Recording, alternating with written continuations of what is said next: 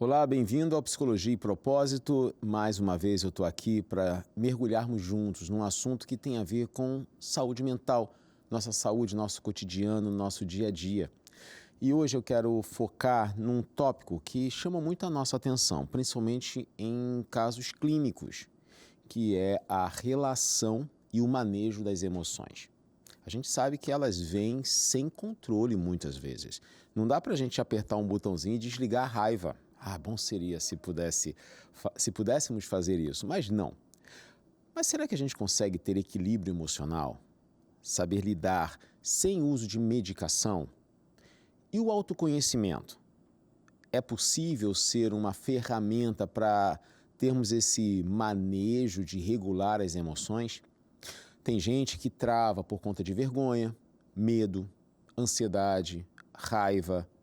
Às vezes, até a emoção, alegria, de maneira descontrolada, pode gerar prejuízo.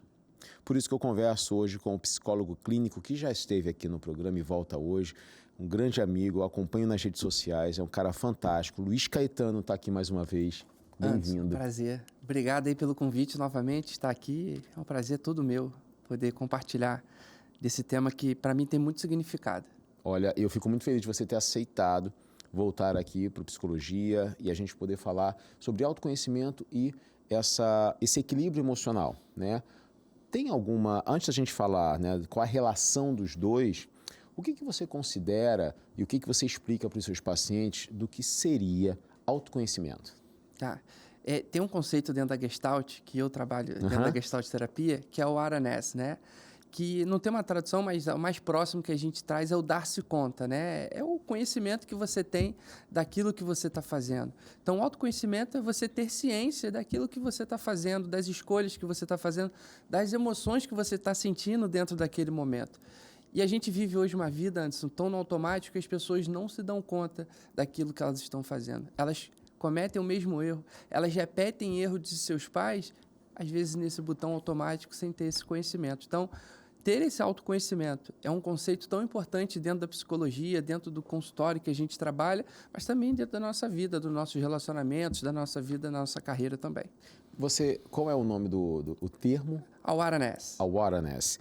Eu vi isso na faculdade, eu achei muito interessante. Eu gosto muito da Gestalt, embora eu não trabalhe com ela, mas eu acho assim, se eu não trabalhasse com a TCC, possivelmente eu seria da Gestalt terapia.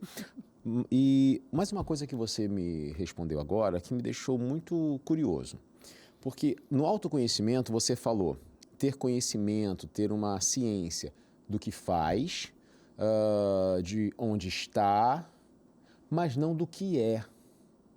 Por que essa distância? Por que essa diferença? Ou tem essa diferença?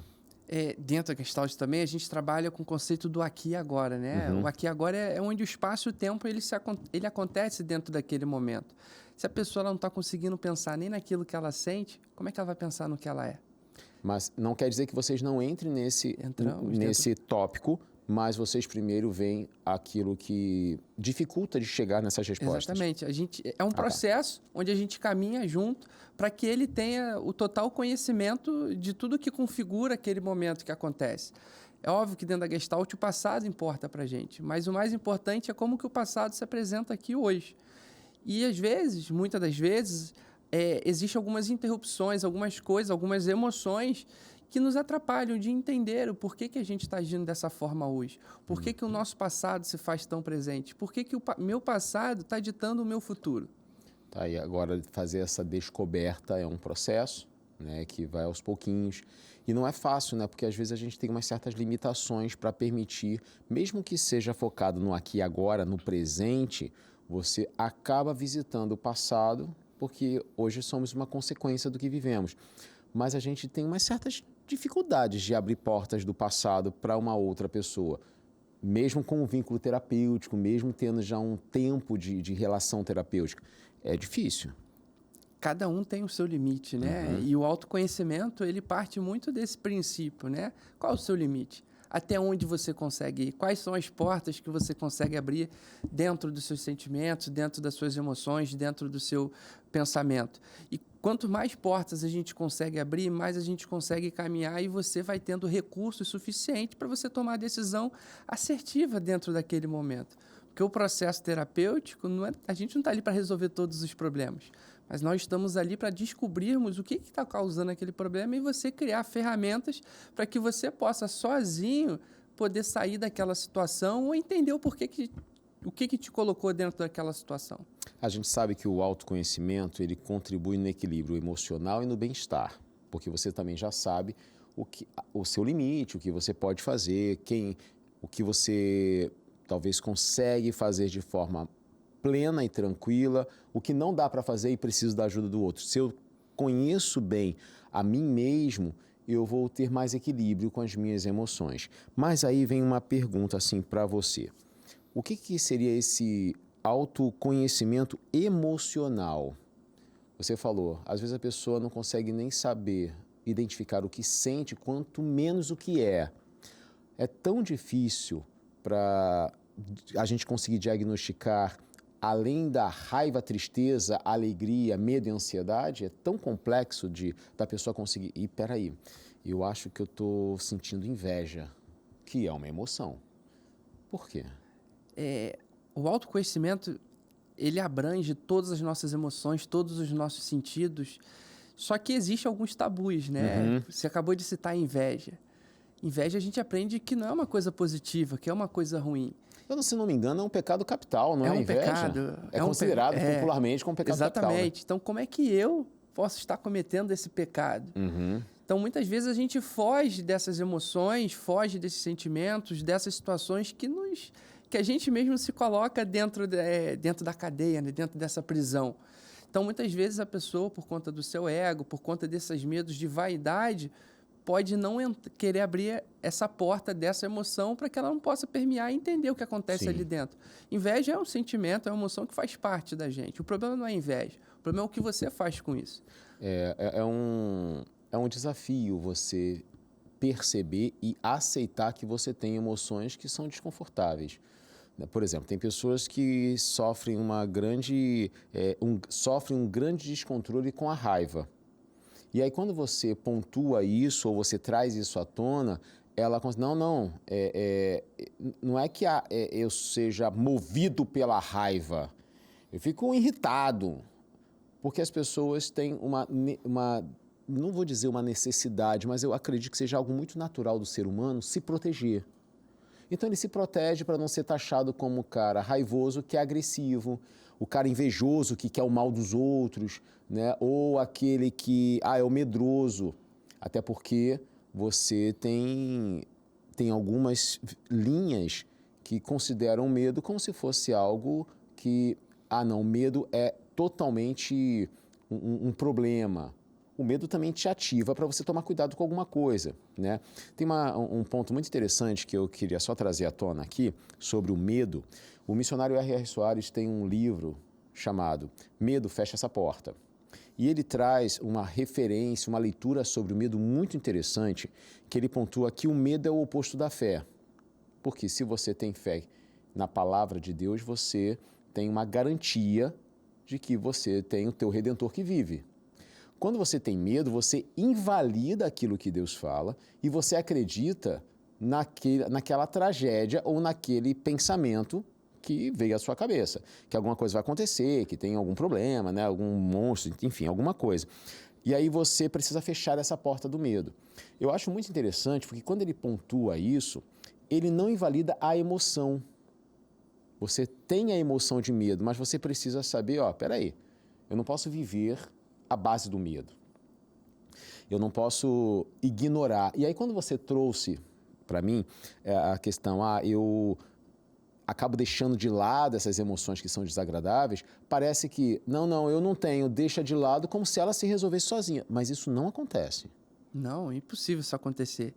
E mais um tabu que a gente tem dentro da nossa sociedade, onde quando a gente não consegue encarar essa emoção, quando ela é maior do que alguma outra emoção, que é um exemplo, é a nossa fé, porque a fé ela não é a ausência do medo, né? O medo ele existe. A fé é você estar acima, você acreditar em algo para poder te ajudar a superar aquilo que está te impedindo, aquilo que pode te invalidar.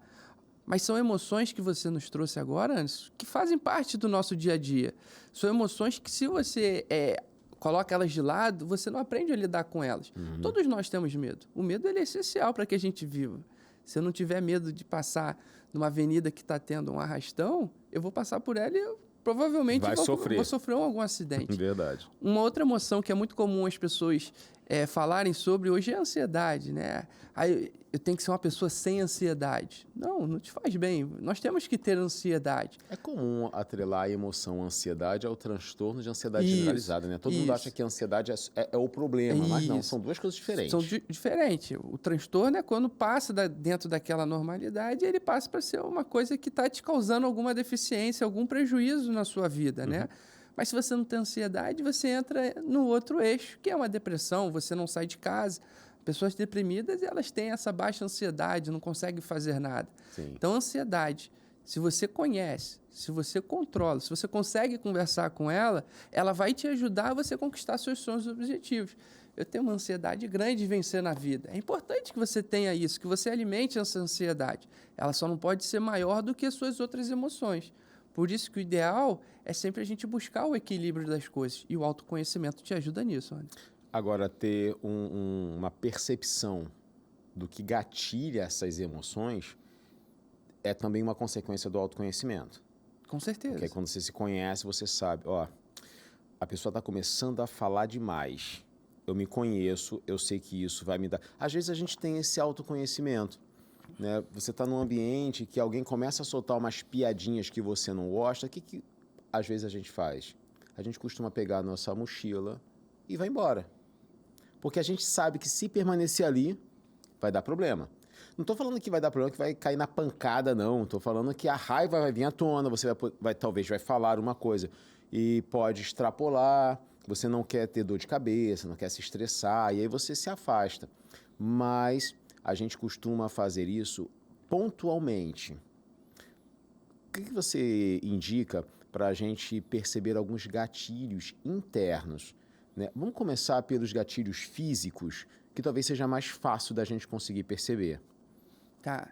Então, Anderson, essa situação que você nos trouxe hoje, ela é muito comum, né? E a raiva talvez seja a emoção mais comum que se tem, que ela é quase que você consegue tocar, né? Que ela grita, né? Ela grita, ela é tão exuberante, ela se mostra tão transparente que a gente consegue tocar. Mas, Anderson, se você não conseguir... Hoje o problema é que as pessoas não conseguem parar. Elas passam por essa situação e daqui a pouco já estão se colocando em outra situação dessa de descontrole, que o problema está no descontrole. A raiva é importante que você tenha. A raiva vai te fazer alcançar lugares que outras pessoas não alcançaram. Vai te ajudar a você ter resiliência, você superar os desafios que a vida lhe impõe.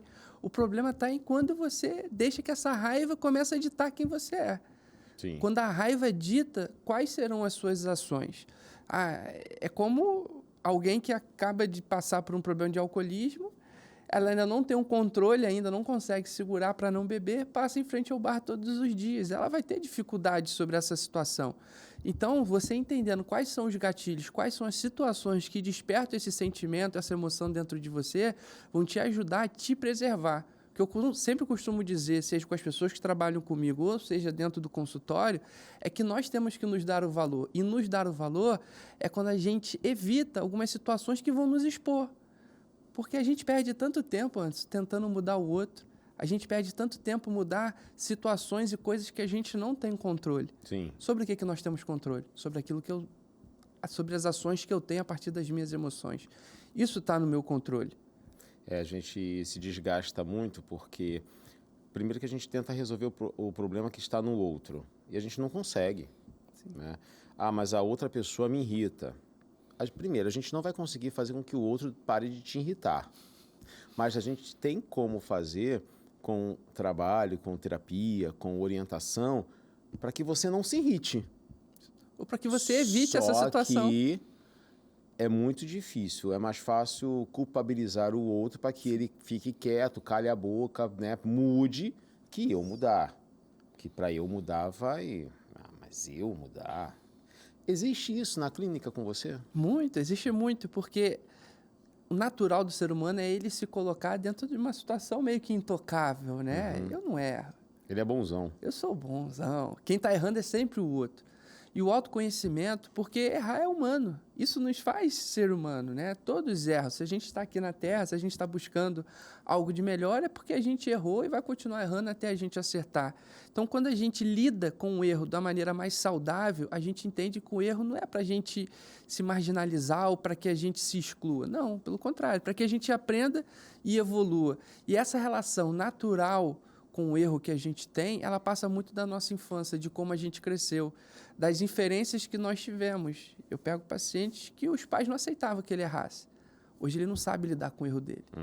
Hoje, toda vez que ele lida com uma situação que ele pode estar errado, ele entra num colapso.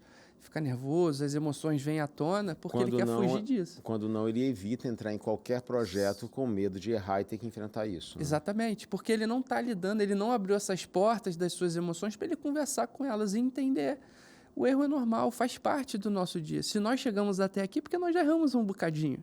Então vamos fazer aqui um ranking. A gente tem as 5 emoções primárias, né? Alegria, tristeza, raiva, nojo e medo. Fisicamente, você consegue me dar uma reação física para cada uma dessas? O que você diria da alegria? Assim, pô, tô alegre. Como eu falei no início, a alegria é ótimo. É uma emoção ótima. Mas passou do limite, aí eu me lembro de uma frase que minha avó falava, né? Quem ri muito não sabe o dia que morre. E eu nunca entendi aquilo. Só depois que eu fiquei adulto, bem mais velho, que aí eu comecei a falar isso para os meus filhos, aí eu consegui perceber que quando você está muito feliz, você acaba avançando os limites dos outros, porque você não consegue se controlar. Então, todas as emoções são muito úteis, mas todas elas fora do padrão, fora do nível, geram um transtorno. Qual da reação física você acha que, pô, tô sentindo isso, é porque eu tô feliz? Acho que a alegria, ela mexe muito com o nosso êxtase, né? Imagina você torcendo pro seu time de coração, na final de campeonato, seu time faz um gol aos 45 do segundo tempo e é campeão. Qual o sentimento, qual a emoção que você tem ali? A alegria, você fica entusiasmado. E o problema é que você pode perder o controle, Como né? muitos perdem, né? Principalmente nesse exemplo. Como muitos perdem, vão à rua, quebram as coisas que estão na rua, porque ele é tomado por uma emoção tão grande que ele não tem controle sobre ela. Sim. É o êxtase mesmo, é o nosso maior estado de alegria, o nosso maior estado dos nossos sentimentos. Nosso sistema nervoso está aflorado, seu corpo está gritando e você quer colocar aquilo para fora de alguma forma. E se você não tem controle sobre isso, mesmo que seja uma emoção boa, porque a gente não fala das coisas ruins. Quantas decisões ruins a gente toma no momento de empolgação e de alegria? Tanto que uma certa vez eu fiz tive a experiência de passar um final de semana sobre um estudo da área de psicologia, mas eu ainda não era psicólogo, não estudava psicologia. E no final falaram o seguinte para a turma: não decida nada nos próximos 10 dias. Não entre em nenhum projeto, não inicie nenhum negócio, não faça aliança de trabalhista com nada nem ninguém nos próximos 10 dias, porque você vai agir por empolgação e pode se dar mal. É basicamente isso que você trouxe, né? Esse êxtase pode fazer você achar que você é indestrutível, a síndrome do Superman, que nada vai acontecer. Agora, a gente, com a raiva, que a gente falou bastante, eu tenho a sensação que ela vem como uma explosão no peito, que você não sabe o que fazer, e parece que vai vir daqui e vai explodir tudo. Parece que é uma pressão, não é por pressão alta ou por falta de ar. É algo que você, às vezes, não consegue nem explicar o que está sentindo, mas parece que é uma bomba que está aqui, ó, tocando e está já explodindo por dentro. Mais ou menos assim, não é? E você quer colocar aquilo para fora, né? Você precisa extravasar, porque o seu corpo começa a tremer. A cabeça, às vezes, começa a doer, você fica com uma enxaqueca muito forte, porque você está com uma emoção, você está com um pensamento, você está com uma ideia muito forte e você não consegue colocar para fora, porque você, às vezes, está tentando controlar. E quando ela sai de maneira desconfigurada. Porque você não tem controle. Com raiva a gente acaba magoando as pessoas que a gente ama, estragando coisas, perdendo coisas, né? Ou desfazendo. Quantos casamentos não acabam por explosões de raiva, não? Quantas pessoas não chegam a fazer algo criminal numa explosão de raiva? Exato. E depois, o que é comum é que as pessoas nem se lembram por que elas falaram aquilo, nem se lembram do que falaram. porque eles estavam com tanta raiva que sai colocando aquele sentimento todo para fora, só que, mais uma vez, ele não sai de uma maneira ordenada, ele sai de uma maneira muito desorganizada. Nessas explosões das emoções, e aí eu vou juntar todas, a parte do nosso cérebro que consegue raciocinar parece que dá uma desativada, né? Fica meio que, ó, vou tirar uma folga, vocês se acabam aí, deixa eu ficar quietinho na minha. Exatamente. E todos os seres humanos têm esses mistos de emoções dentro de nós. É normal você dar uma topada e vir aquela emoção forte dentro de você. Poxa vida, o que aconteceu? Só A que minha você vontade é consegue de chutar o chão mais vezes, mas assim, eu vou me machucar ainda mais. E você segura, né? E o problema é que quando você não tem esse controle, que ele sai, você pode agredir alguém. Você pode falar uma palavra mal posicionada, Sim. porque o seu sentimento está saindo de maneira desorganizada. A gente pode... vamos só fechar aqui essas 5 emoções do medo. Qual que você destaca fisicamente? O medo, o natural da pessoa quando ela tem o medo é ela se excluir. Uhum. O medo, ele te retrai, você se fecha. Você tem tanto medo daquela situação que você trava, né? Pode sentir até um arrepio, alguma coisa assim da pessoa... Pode vir arrepios, a pessoa pode vir a se fechar dentro de um casulo, que nem a tartaruga, né? Um casulo de um mesmo, casulo né? mesmo, que ela quer se proteger. Ou a casca da tartaruga. O medo como a gente já falou aqui, é uma emoção importante que nos protege, mas ele em excesso, ele te protege até de coisas boas que podem vir. O fato é que o medo, qualquer coisinha que ultrapassou o limite já era um problema grande, né? Gigantesco, pessoas extravam. Pessoas não conseguem falar em público. Pessoas não conseguem ir numa entrevista de emprego porque estão com medo. Pessoas não conseguem lutar pelos seus sonhos porque elas têm medo. E a tristeza? A tristeza, acho que seja um sentimento também, igual a raiva, muito comum e expressivo, né? As pessoas têm uma angústia, uma dor no peito, a vontade que a gente tem de chorar, né? O choro, né? As nossas lágrimas. Agora, tem um detalhe, né? Quando a pessoa ela chora, parece que dá uma aliviada. Parece que você coloca um pouco da sua emoção, desse sentimento que você está dentro de você para fora. Talvez seja porque você acaba expressando o que está dentro. Você, lógico, tem todo um sistema neurológico, neurobiológico, né, que participa disso. A gente não precisa entrar nessa questão, nesse quesito, mas eu vejo que quando a pessoa está muito triste, ela chora, é como se ela mesma validasse o que ela sente. Então, acho que também dá uma... peraí, realmente, Porque eu tô me vendo. o grande problema de todas as emoções é quando a gente não consegue expressar. Uhum. A raiva a gente não consegue expressar. A alegria, talvez a gente não consiga expressar naquele momento. E o choro, ele vem como uma forma de expressão. E tem toda uma parte química, assim, das lágrimas, a gente não vai entrar muito nesse detalhe, mas você está tirando de dentro e colocando para fora. Sim. E você tem essa sensação de alívio. Tem gente que não consegue dormir, chorou, agora eu me aliviei, agora eu estou calmo. É verdade. Agora eu vou... Agora, uma que quase não damos muita atenção é o nojo, que é uma emoção padrão que a gente tem desde pequeno e que vem com a gente e às vezes a gente nem percebe que é uma emoção, né? A pessoa está com... não consegue comer alguma coisa, não é porque está sujo ou está estragado, simplesmente tem uma repulsa. Essa repulsa do nojo não acontece só com comida ou coisas sujas. Às vezes acontece em ambientes, com pessoas, com assuntos.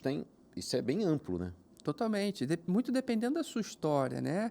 Tem pessoas que evitam certas situações porque aquela situação dá nojo. Aquele ambiente dá nojo porque ele tem uma experiência, E né? qual é a reação que você destaca para o nojo? O nojo, ele também é uma reação de contração. Você quer repelir aquilo que está na sua Aspereza, frente. né? Você quer se afastar, você quer estar o mais longe possível daquela situação. Tá aí. O nojo, ele é muito parecido com o medo nesse sentido, né? Porque o nojo, ele vai te travar de você avançar e conseguir. E é importante, né? Sim. Agora tem uma coisa interessante. Por que a gente estendeu um pouquinho o nosso papo inicial para falar dessas emoções? É porque não adianta a gente falar de equilíbrio emocional sem conseguir nomear essas emoções e saber como é que elas funcionam no corpo. Ou pelo menos o que a gente sente quando essas emoções são ativadas. E tem um detalhe, né? Elas não vêm sozinhas. A raiva, às vezes, vem com raiva e tristeza. O nojo pode vir com raiva e nojo, né? Gente, é muito difícil uma emoção vir sozinha. A vergonha vem com medo e ansiedade, né? Vem conjuntos. E aí, quando a gente não consegue dar nomes a essas emoções, como é que a gente vai conseguir dar o antídoto, o remédio ou o equilíbrio? É a mesma coisa, você chegar para o médico e ele falar assim, o que você precisa? O que você está sentindo? Não sei. Então, o que você veio fazer aqui? Você está com dor? Tô. Mas onde? Não sei. Eu disse, meu filho, então não tem como. Então, eu vou te dar um remédio do corpo inteiro, né? A gente precisa saber dar nomes a essas questões, a essas emoções, para que a gente possa buscar o equilíbrio. Já tocamos no assunto aqui sobre a importância do autoconhecimento e passamos aí uma boa varredura sobre essas emoções básicas. No próximo bloco, eu queria que a gente conversasse algumas estratégias para a gente lidar com essas emoções, tendo como base o autoconhecimento. Porque eu posso ter um problema grande e sério com a raiva, que está atrelado ao meu passado, aos esquemas da minha vida, à minha estrutura. Mas eu posso também ter um problema com a emoção vergonha, que ela me impede de trabalhar, de conversar com os outros, não tenho habilidade social, não tenho assertividade, não tenho vínculos. E aí, quando a gente não tem vínculos, por vergonha, quer dizer então que essa emoção passou do limite e a gente precisa dar uma puxada, né? No próximo bloco a gente mergulha sobre isso, mas antes da gente ir, Luiz, qual dessas emoções mais batem no seu consultório como um desafio para os pacientes? Recentemente eu tenho recebido muitos pacientes com a raiva, com problemas de lidar com a emoção da raiva. É mesmo? Muita coisa. Porque as pessoas, hoje a gente vive num mundo extremamente competitivo, onde nós temos que sempre ser o melhor, a gente tem que dar sempre o melhor. São muitas expectativas que as pessoas colocam sobre nós. Aí entra também a nossa expectativa, aquilo que nós colocamos um peso a mais sobre a gente. E as pessoas não estão conseguindo lidar com esse sentimento. E a forma como esse misto de emoções, esse misto de coisas que colocam sobre a gente estão aparecendo é a raiva. Sim. Pessoas que acabam falando o que não devem falar naquele momento, pessoas que não conseguem crescer no ambiente de trabalho, porque está sempre, às vezes, se colocando em situações de conflito com os outros. Então, a raiva é um sentimento que tem aparecido bastante. Tá, então vamos focar no próximo bloco um pouco mais sobre a raiva, já que tem sido relevante, eu também tenho visto isso muito em alguns pacientes, e aí a gente consegue propor algumas estratégias, né, para lidar. Gente, nada está perdido. A gente pode, com ajuda, chegar em algumas saídas. E eu torço para que hoje você consiga ter essas respostas aqui no Psicologia e Propósito. Aí, falando da emoção e o comportamento, eu puxo para a TCC, né? Que a TCC trabalha com isso. A gente sempre puxa sardinha para a abordagem que a gente trabalha, é inevitável. Mas emoção e comportamento estão muito atreladas na TCC. E na Gestalt terapia também tem essa relação bem intensa? Totalmente, né? Dentro da Gestalt, nós enxergamos o ser humano como biopsico, sócio espiritual, né? Então, todas essas instâncias, elas formam o homem. Então, eu não posso excluir o comportamento, não posso excluir o pensamento dentro dessa equação. Porque, no final das contas, a gente tem a atitude final, né? A gente pensa, a gente sente, a gente pensa e a gente age. Se eu excluir... Aí agora vai ser uma pergunta de TCC para Gestalt terapia, que não tem nada a ver com o nosso tema, só para uma dúvida. Uma dúvida e uma curiosidade. Na TCC, a gente vê a situação, a interpretação, né, que é o pensamento, emoção e comportamento. Tem também as reações fisiológicas, né, mas se percebe uma sequência que elas também podem voltar, porque depois que eu tiver uma emoção, eu posso ter outro pensamento que vai gerar, só que tudo parte de um pensamento sobre uma situação. Na Gestalt terapia, como você falou do ser biopsicossócio-espiritual, então não tem um que vai sempre depender do outro para se desenvolver. Eles quatro podem interagir, pode partir do espiritual, pode partir do social, que vocês veem então como um todo. Exatamente. E essas instâncias estão sempre buscando o equilíbrio entre elas, porque o bom estado do ser humano, né, um ser humano saudável, é um ser humano que vive em equilíbrio. E essas instâncias vão estar sempre se equilibrando.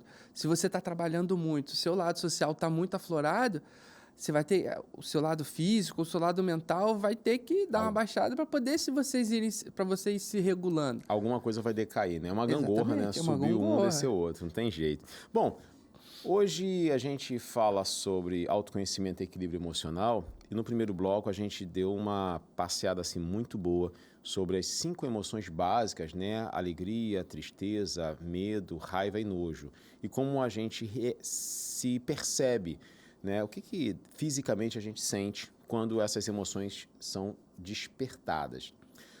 Agora, no autoconhecimento, a relação, né, de eu me conhecer, eu saber quem eu sou, meus valores, meus princípios, eu ter os meus objetivos muito claros, como é que isso pode me ajudar a equilibrar essas emoções? Deixei uma deixa foi ótimo, mas fiz uma menção do que nós nesse bloco vamos falar um pouquinho mais sobre a emoção que mais aparece nos consultórios, que é a raiva, que move muita gente. Olha, se a gente for ver a população carcerária, a maioria ali teve a emoção raiva bem latente.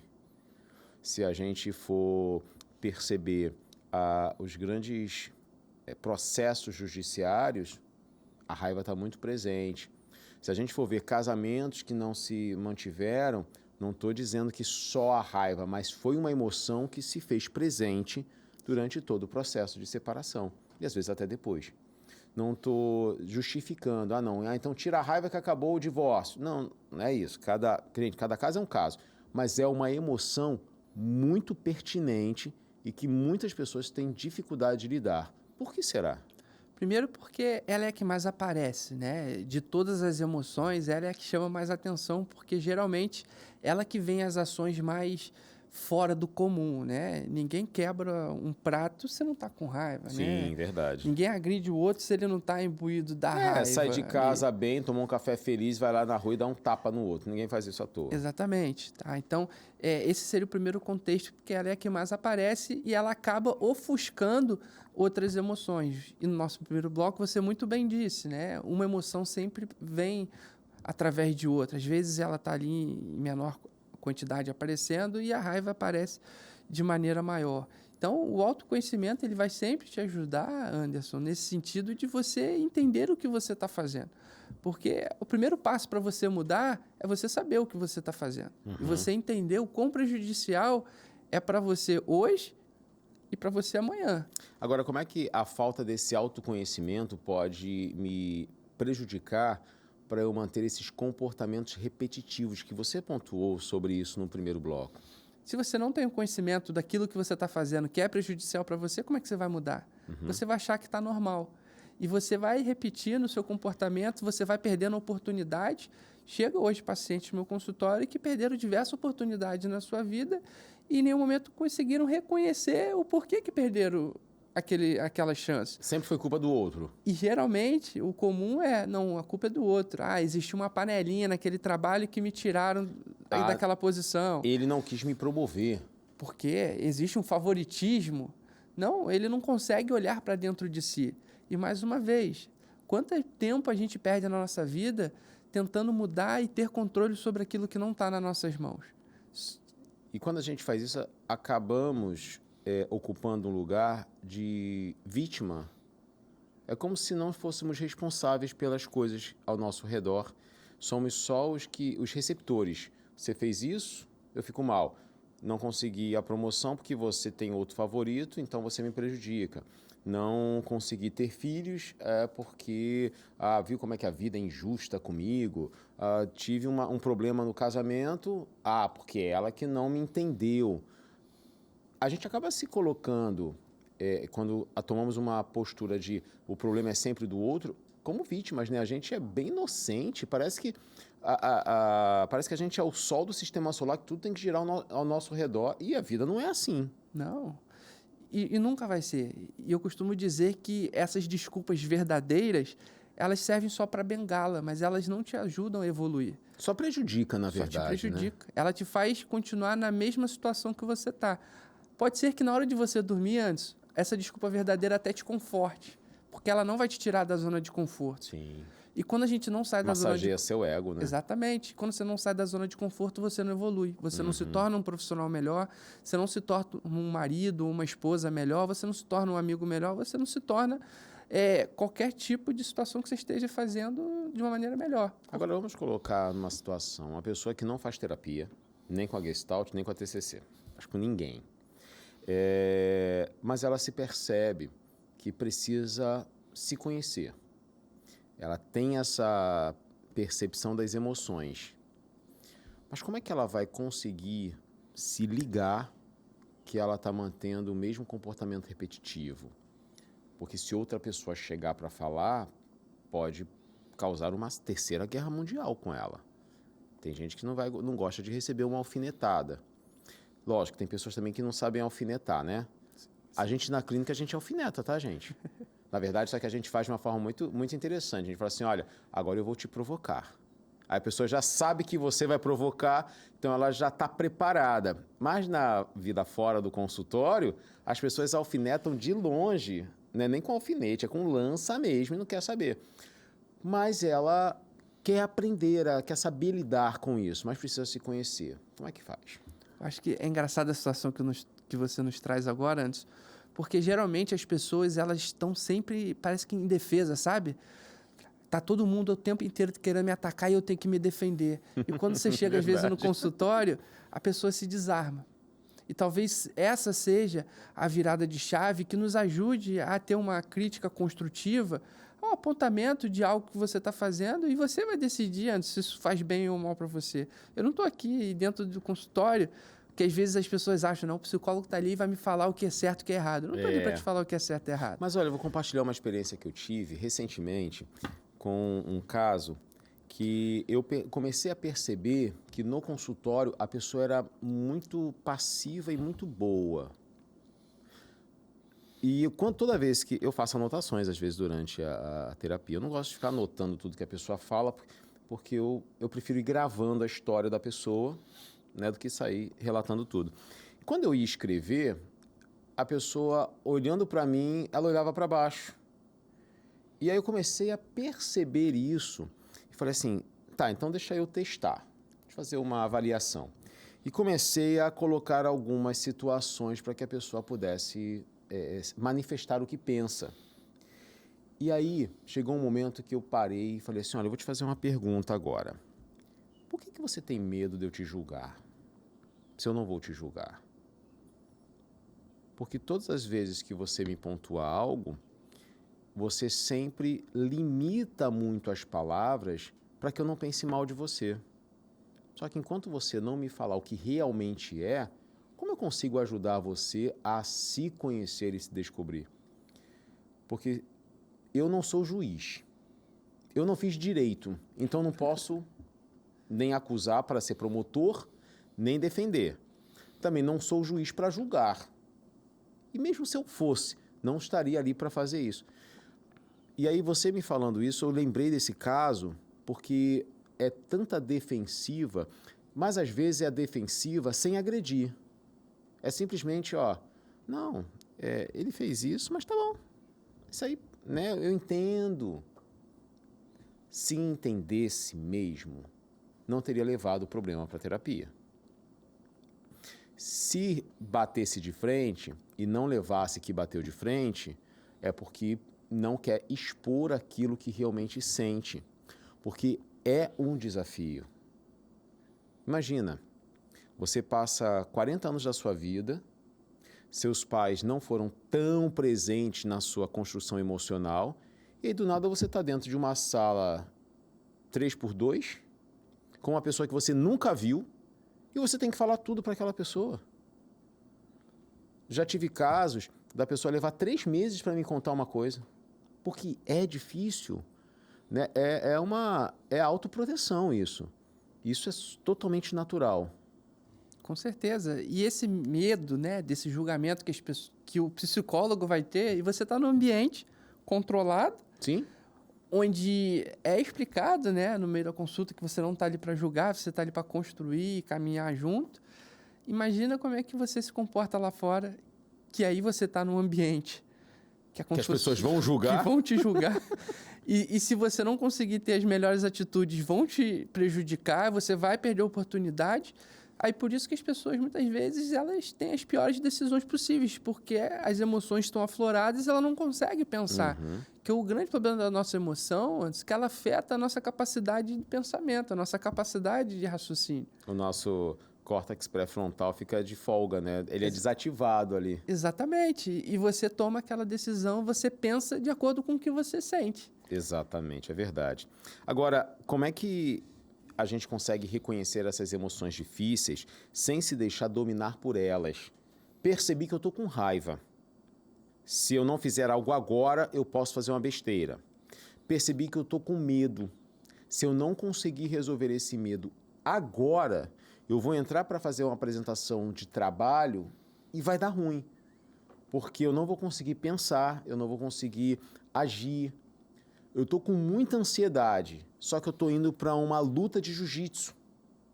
Não vai dar o mesmo resultado, vai dar ruim. Como é que eu consigo, o que eu consigo ou posso fazer para manejar e eu conseguir dar o próximo passo, para não parar ali naquilo? Acho que esse é um desafio, antes que todos nós passamos por ele. Desde dos atletas de alto rendimento até os adolescentes, as crianças que ainda vão chegar dentro dessa etapa. Você vê diversas entrevistas dos atletas, né? Por que você perdeu aquele gol? Só estava você e o goleiro. E é uma coisa que você treina todos os dias. O que te atrapalhou naquela situação? A emoção. Sim. Na hora de um atleta, um jogador de futebol, bater um pênalti, o que te atrapalha? Uma coisa que você treina todos os dias. Para quem está de fora, né? O camarada enfrenta 10 jogadores no campo, mas ali no pênalti só tá um. Exatamente. Né? E aí você fica... E você julga, você questiona, você cobra. Só que ali ele também é um ser humano. Está repleto de emoções. Olha a decisão que ele tem que tomar, né? Às vezes você está num estádio que tem 50, 60 mil pessoas. Existem milhões de torcedores. Inteiro em cima. Um clube. Se você perder aquele pênalti, seu clube vai perder não sei quantos milhões. Seu clube pode fechar, você vai ficar sem salário. Olha o peso que está sobre aquela pessoa. E às vezes eu, que estou na minha casa, no ar-condicionado, no meu conforto, julgo, falando... Se o time ganhar ou perder, não muda nada financeiramente para você... E aí eu posso até falar, se eu tivesse ali, eu faria. Só que eu não estou me colocando dentro daquelas emoções que aquele atleta está passando. Então, são desafios antes que todos nós passamos e todos nós somos atrapalhados em algum momento da nossa vida por conta de uma má decisão, porque você tem, às vezes, segundos para tomar, milissegundos para tomar aquela decisão. Seria fácil se tudo que nós fizéssemos, a gente tivesse um tempo. Deixa eu em casa, deixa eu refletir. Amanhã eu volto aqui com a resposta. Sim, verdade, verdade. Quando a gente tem essa oportunidade, é sempre a melhor opção, porque você vai pensar, vai estruturar tudo, vai pensar nos contras e nos prós, mas às vezes você tem que tomar essa decisão em um milissegundo. É agora. Por isso o treino, né, gente? O treino diário. Treinar a lidar com a raiva fora do ambiente de raiva. Começar a trabalhar o medo fora do momento do medo. Tem pessoas que podem ter medo de atravessar a passarela. E aí, o que eu vou fazer? Às vezes, a gente só vai se dar conta desse medo quando está diante de uma passarela para atravessar. Mas a gente pode fazer algumas outras coisas. A terapia ajuda, né? Aí é uma técnica que eu utilizo, que é a técnica da exposição, né? A exposição guiada, em que você vai fazendo passo a passo. Tem gente que sobe lances de escada porque tem medo do elevador. Natural. É uma máquina que pode dar ruim, mas não quer dizer que vai dar ruim com você. E, gente, o índice de acidentes com elevador é muito baixo. Mas o medo faz você subir 10 lances de escada, chegar lá com a língua já na cintura, já sem conseguir respirar. Por exemplo, quando eu vou fazer o jornal ao vivo aqui, é no 3º andar do nosso prédio. Rapaz, eu tenho que subir meia hora antes para conseguir chegar lá e começar o jornal podendo respirar e falar ao mesmo tempo, senão não dá certo. Agora, tem uma coisa que eu vou agora mergulhar bem na Gestalt terapia com você. Se eu preciso ter uma visão, figura fundo, né? Eu preciso saber o que é o meu caso principal que eu estou trabalhando ali. Eu tenho as minhas emoções que me influenciam, eu tenho os meus comportamentos repetitivos da vida toda. Mas eu estou tão envolvido naquilo tudo que eu me desconecto de mim mesmo, eu já não sei mais, eu fico perdido. Quando isso acontece, o que a gente pode fazer? Acho que a primeira coisa, Anderson, a gente tem que ter ajuda. Às vezes a gente acha que a gente é super-herói, que a gente tem que dar conta de tudo sozinho. Uhum. E é normal a gente precisar de ajuda. O processo de terapia, ele encurta o processo de aprendizado que você vai ter que ter com aquela situação. Às vezes a pessoa sozinha vai demorar anos e anos para poder aprender a lidar com a emoção dela. Uma terapia, talvez em alguns meses, semanas, aí depende muito do processo, você já vai conseguir lidar melhor com aquela situação e você vai ter o seu bem-estar. Sim. E dentro da Gestalt, a gente trabalha com esse conceito de figura e fundo, né? Muitas vezes o paciente, o cliente, ele chega dentro do consultório e fala, eu estou com esse problema. Essa é a figura. Uhum. Mas sempre existe uma emoção. Existe algo por trás que faz com que você se coloque dentro dessa situação. E é trabalho do terapeuta, nesse processo de guiá-lo, a entender o que está acontecendo para que aquilo que está por trás venha a vir à frente para que a pessoa possa dar-se conta, né? Que ela possa ter esse entendimento sobre o que ela está passando, vivenciando, e a partir disso ela toma uma decisão. O que eu faço com isso que eu estou passando? Então quer dizer que se uma pessoa chega no consultório de um Gestalt terapeuta e ela apresenta que enfrenta o luto de um ente querido, essa é a figura. E aí o plano de fundo é a vida dela e toda a história dela, certo? Aí o fato é que o luto tem algumas coisas atreladas no fundo da figura. Então, você vai tratar esse luto, mas pode acontecer de você ter que puxar alguma coisa do fundo para frente para tratar concomitante com o luto. Exatamente. E mais uma vez, dentro da Gestalt, a gente trabalha o aqui e agora. A gente vai trabalhar sempre aquilo que causa mais dor naquele momento. E dentro de um processo, que a terapia é um processo, né? Nunca algo de uma sessão, né? É um processo, você vai trazendo esses outros conceitos, essas outras situações para frente, para que a pessoa possa dar-se conta, né? Sim. E muitas vezes ela não entende por que ela estava fazendo aquilo. Nossa, você falando desse jeito, nossa. E muitas vezes dentro da Gestalt, não é nem a gente que fala, a gente só repete aquilo que ela acabou de te dizer. Então você está me dizendo que você pensou isso, isso e isso. Ela para alguns segundos. É mesmo? Eu pensei isso? Eu pensei. Você acabou de falar. Foi o que você me falou, eu só traduzi o que você está me falando. São descobertas diárias quando você faz terapia. Agora, quais ferramentas práticas assim você acha que são importantes para ajudar nesse desenvolvimento do equilíbrio emocional? Coisas práticas que dá para a gente fazer no dia a dia. Então, o primeiro de todas é faça terapia. A gente precisa acabar com esse mito que só faz terapia quem está doente, quem é maluco. Não. A terapia ela nos ajuda dentro desse mundo louco que a gente está vivendo, um mundo onde as coisas acontecem de maneiras imediatas. A gente está aqui, mas está conectado no celular o tempo inteiro, está no trabalho, está em casa, é um filho, é a esposa, é o marido. Tantas coisas acontecendo nesse momento e às vezes a gente acha que tem que dar conta de tudo. Quem disse? Onde que está escrito que eu tenho que dar conta de tudo? A terapia contribui para poder fazer esse ajuste. Exatamente, né? Você lidar e entender. Eu não sou super-homem. Eu não tenho que dar conta de tudo. Mas eu tenho que escolher as minhas prioridades e eu tenho que estar bem com as decisões que eu tomei. E se eu tomei a decisão de tomar conta de tudo, que seja uma decisão consciente. Sim. E eu não possa reclamar depois, né? Que é muito comum dentro da terapia.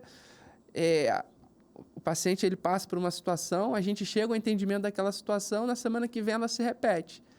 E é normal a gente falar, olha, você sabe o que você fez. Semana que vem a gente vai estar aqui conversando da mesma coisa se você não mudar. Sim, até porque precisa reforçar que a responsabilidade da mudança, o terapeuta ele está perto, ele está junto, é um caminho, é uma dupla, mas a responsabilidade do paciente é do paciente, ele precisa fazer a parte dele também. Exatamente. Agora, só um detalhe que você trouxe, né, que muita gente tem um preconceito com a terapia, que acha que a psicólogo só trata de maluco. Gente, a gente passa 5 anos estudando psicologia na faculdade, tá? E se fôssemos tratar só de malucos, o conteúdo da faculdade é muito fraco para a gente tratar de maluco. O máximo que você vê é uma disciplina que fala de psicopatologias e talvez apareça algum caso no estágio para você discutir sobre o assunto. A gente passa 5 anos estudando vários outros transtornos e problemas que podem ocasionar a pessoa a procurar terapia. Se fôssemos médicos, psiquiatras, nem eles tratam só de malucos. E eu estou falando maluco porque é o que é comum. Mas tem nome. Eu estou falando de maluco porque quando uma vez eu tive eu fui fazer um exame num hospital que era para nervo, falaram assim, por que você está ouvindo vozes? Está vendo vulto? Tá. Porque atrelavam que quem fosse naquele hospital era um maluco, o que a gente cientificamente chama de ou esquizofrenia ou algum outro transtorno, assim, desse nível de termos. Mas se fôssemos para cuidar apenas de esquizofrenia, talvez 5 anos seria muito. Totalmente. A gente pode tratar de pacientes esquizofrênicos? Podemos. A questão é, gente, 5 anos não é para tratar apenas de esquizofrenia. Um dos casos que mais aparecem nas clínicas é depressão e ansiedade. É um transtorno de estresse pós-traumático, é um burnout, é uma depressão, uma distimia, pode ser o TDAH, pode ser um TOD, pode ser essas neurodivergências, mas tem vários outros. E a esquizofrenia, né? Então, assim, vamos quebrar esse preconceito, porque senão a gente acaba sendo impedido de se desenvolver, de avançar, né? Então, sua primeira dica, faça terapia. Qual outra dica que você dá? Então, a partir da terapia, Luiz, eu não tenho condições de fazer terapia. Eu acho que você tem que ter uma escuta muito ativa. Porque, com certeza, você já recebeu dicas de coisas que estão latentes dentro de você, da sua família, de amigos que são próximos, e talvez, pelas suas emoções estarem tão afloradas, você não quis dar atenção. Você achou que era perseguição, você achou que estão querendo o seu mal, estão te julgando. E você se coloca dentro daquela situação que conversamos de vitimismo. Só que, mais uma vez, isso não vai fazer você avançar. O que faz você avançar é quando você consegue olhar para dentro de si e entender como que eu consigo melhorar, qual lição eu consigo aprender disso. Aí a gente entra naquele detalhe de a gente precisa aprender a ouvir críticas. Gente, na real, quem critica, ele pode ter intenção de construir ou de destruir. Isso não cabe a gente...